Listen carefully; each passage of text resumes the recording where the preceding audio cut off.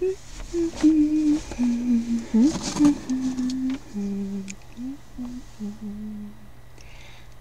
friends, how are you? It's so good to see you today. Will you spend some time with me? Great. Well, let's talk a little about castles today. Yep. Kiwi sent us some new information about castles and catapults. So we have our new castle information. The first thing we'll make today is my launching catapult. Build a catapult and launch different objects. Low messiness, medium grown-up involvement. We've got a craft stick, a clothespin, Velcro strips, sticky foam, pom-poms, a target, a cup, a catapult base, which is basically just a latch that goes on the catapult itself, a ball and a block. And here's what it'll look like, friends. Build your own catapult and test your aim with a target. Experiment with your catapult to make it fire higher and farther. We'll use the sticky foam rectangle to stick the clothespin onto the catapult base. Use a medium-sized sticky foam rectangle to stick the craft stick to the clothespin. Use the smallest sticky foam piece to stick the cup close to the end of the craft stick. Leave just enough room for your finger to push on the craft stick. Stick the longer hooked piece of Velcro to your base so that the end touches the hinge right there. Stick the shorter loop Velcro piece to the long side of the block. Stick your block onto the Velcro strip. Try firing your ball or pom-poms. Experiment with where your block is stuck. How does your catapult fire when it's at the front? How about at the back? Punch out your target pieces. Fold your target base in half and slot the target in. Adjust your base so your target stands up. Find your catapult. Fire your catapult at the target. How far away can you put the target and still hit it? We'll try that a little later, friends. Should be fun though. They shoot awful far. But it's a light little ball and pom-pom, so it won't hurt anybody. Now we're going to make my medieval castle. This is a fun one. You'll end up with a castle to play with. So we have castle pieces, and I'll show you how they work. Characters, connectors, and stickers. Here's one piece, and here's the other. And all you have to do is slide them together. Now, we've got turrets we can put on the top.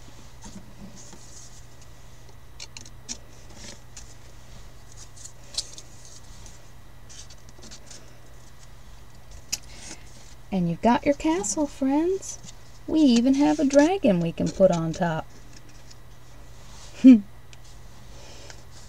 We've got some characters to play with, too. Here's the court jester. Here's the queen.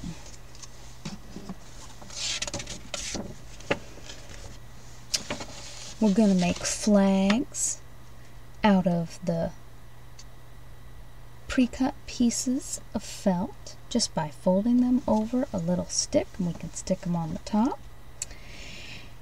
And we can decorate with stickers. Sound like fun? Good.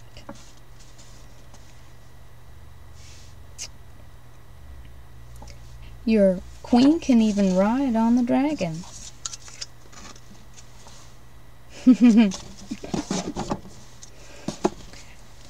It's hours of playtime. So let's read a little bit more about castles. Want to? Good. It also folds right down for easy cleanup. Tell your mom. Things to think about. The first castles were made out of wood and dirt. Later castles were made out of stone. The stone was stronger than the wood and dirt, so people were able to build bigger castles with higher walls. Castles were often built on top of a hill called a moat. The circular ditch around the moat was called a moat. Catapults came in many sizes. Smaller catapults were used to protect the castle from inside. Larger catapults were used to attack the castle from the fields outside the castle walls. These large catapults could launch objects the length of a football field. Catapults were used to launch all kinds of objects. Can you find other items to launch with your catapult? What types of objects fly the furthest? Fluffy objects like pom-poms or hard objects like ping-pong balls. Be careful not to launch anything sharp or too hard that will hurt other people or break things. Let's read a little, friends. Want to? Castles and catapults. Hi. Today I played with my friend Arthur, the horse, on the playground. I learned all about the Middle Ages and the time of castles, kings, and brave knights. Come on, let's learn about castles and catapults together. Your friend Steve the Kiwi. Steve the Kiwi defends the castle. Halt! Who goes there? Oh, it's Steve the Kiwi. Oh, hi, Steve. Sorry if I surprised you. What are you doing up there, Arthur? I am the knight, Sir Arthur, and I'm protecting the castle. Cool. Can I join you? Sure. Come on up. Welcome, Steve.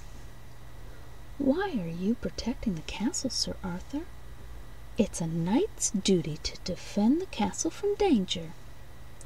You must be very brave. A knight must be brave. Castles are really big and really important.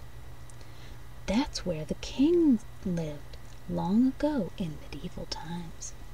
Really? What a big responsibility. Yep, but knights weren't the only way the king stayed safe. Castles were made out of stone and had high towers and walls. Many were built on top of hills and completely surrounded by water. How would the king get in and out? There was a bridge at the entrance. A heavy gate would be raised and lowered to let people in or out. Wow, so cool. I wish I could be a brave knight and defend the castle like you, Sir Arthur. You can too. Really? Of course. Knights were not only brave, but they had to be loyal and kind, just like you, Steve. I mean, Sir Steve. And there they go. Can you draw yourself a castle, or a shield, or a helmet? You can use these shapes right here to make each of those. Knights wore suits of metal armor to protect their bodies. A suit of armor could have over 20 pieces and weigh more than 40 pounds. Here's a hidden picture game you can do. And another craft, you can make yourself a paper plate crown. All you need is a plate, markers, stickers, and scissors. Just fold your paper plate in half and cut a line through part of the center. Cut 2 more slits to the first, unfold the plate and cut along the fold. Fold up the triangles so they pop out. Use markers and stickers to decorate your crown. Not all crowns are made of metal and jewels. Some kings and queens wore crowns that were made of flowers, leaves, or tree branches. And here's some folks that you can dress up like kings and queens or jesters and knights. Discover medieval towns. Near the castle, there were often medieval towns where people lived and worked. People made tools and food for themselves and for others. There were many places to shop. The scribe would write long books to keep track of events and stories. The baker worked in the bakery and made bread and other baked goods for people in the town. People in the town got water from a well. The water came from under the ground. The blacksmith used very hot metal to make many things like tools, swords, and suits of armor. The mill used a windmill to pump water and grind up flour and corn for food. The stable was where animals like horses, pigs, and chickens lived. And you can make your own story. This one's fun. Let's do one together. Lots of stories and songs were written about knights and their adventures. Fill in each blank with one of the pictures underneath to write your own medieval tale. Long time ago there lived a brave knight, king, or queen. King? Okay. Named Alex, who went on an adventure. Alex traveled through the forest, castle, or river. Castle? Sounds good. And found a eagle, dragon, or bear. A dragon? All right. Named Jeff. Jeff was sitting next to a pond with a tack, stick, or fork. Fork?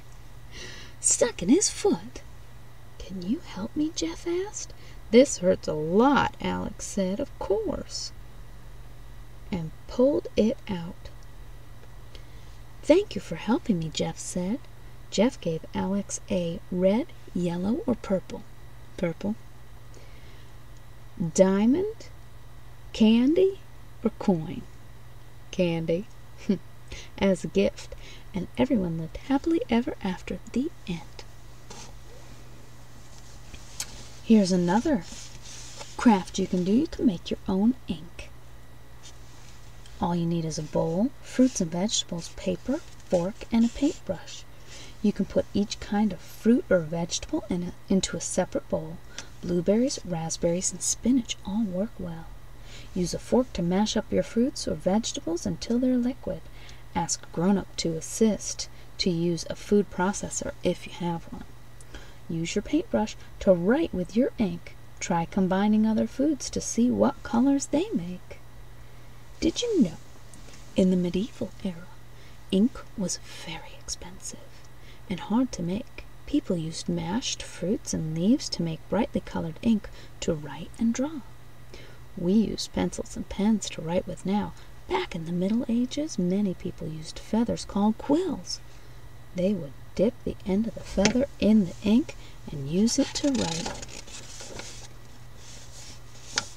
Snack time. You can take an apple and fill it with sugar, flour, cinnamon. You could even add crushed walnuts. Put the apples in a large pot that can go in the oven and place a tablespoon of butter on top of each apple. Pour the boiling water into the bottom of the large pot around the apples and cover tightly with a lid. Bake for 45 minutes. Ooh, they're yummy. You can also make your own stained glass art. You take tissue paper, wax paper, tape, a glue stick, and scissors. Cut out the tissue paper and glue it onto the wax paper. On the other side, use tape to make shapes or a frame, and then cut it out and hang it in your window. Stained glass was used to show pictures of old stories and adventures. Glass was cut into very small pieces, and each piece was painted before they were put together. Now you can even make your own crest. You can use different animals or symbols or just colors to make your very own crest. There's an idea of one with a lion. A few books that are good. The Knight and the Dragon is a funny book that follows the problems with and eventual alternatives to a fight between a shy dragon and an unprepared knight. King Arthur's very great-grandson was a well-crafted and engaging tale and uses detailed illustrations and enjoyable storytelling to share a young boy's search for adventure. Are you ready to go make that catapult with me? All right, come on, friends.